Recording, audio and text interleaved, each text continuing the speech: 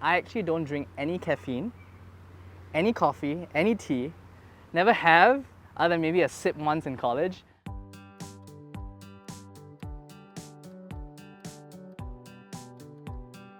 First and foremost, I love my country, and I really believe that as much as our transformative journey from third to first has been nothing short of remarkable, I think that there's more to do and there's more that we can build together.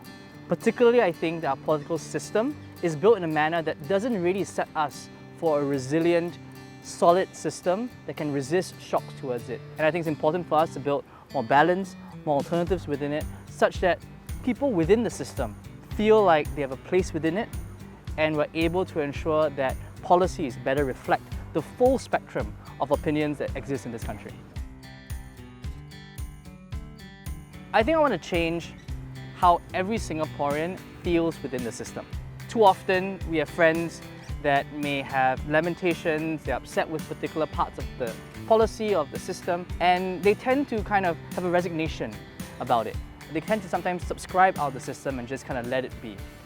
I really hope to change that. I really hope that Singaporeans will see a place for them in policy discussions, a place for them in civic society, and that is kind of going to create a much more vibrant social compact, political compact in Singapore that will make us stronger. That will make us actually come up with better policies that better encompass all the different perspectives in our country, and I think we'll be a much stronger nation for it.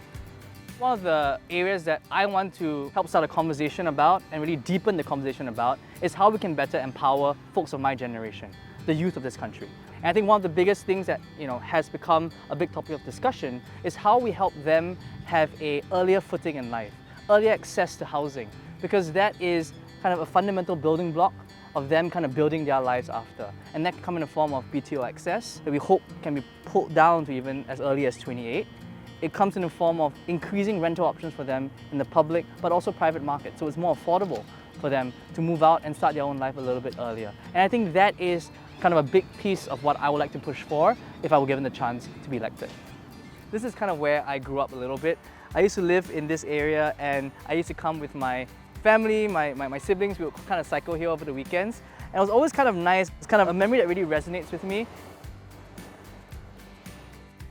I think what I'm passionate about is, and it's going to sound really weird, kind of like collecting and keeping kind of old things. I think friends that know me know that I like sentimentalizing things I have or even things from different eras, because I think it kind of harkens back to a time that maybe is not as recognizable today, and it kind of gives me some connection to where Singapore was, where Singapore is today.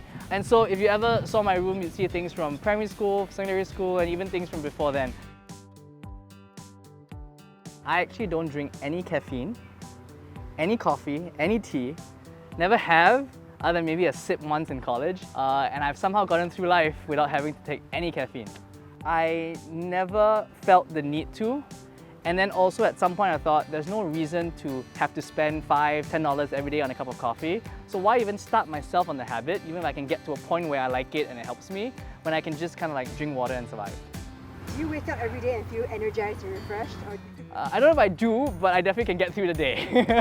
What I hope is that as people get to know me a little bit more, as I am able to kind of demonstrate what I think about, what I care about, that ultimately people realize that, hey, he's somebody who is much more than his degree, and he's somebody who actually thinks deeply about problems that we're facing in this country and has perspectives that have resonance for them.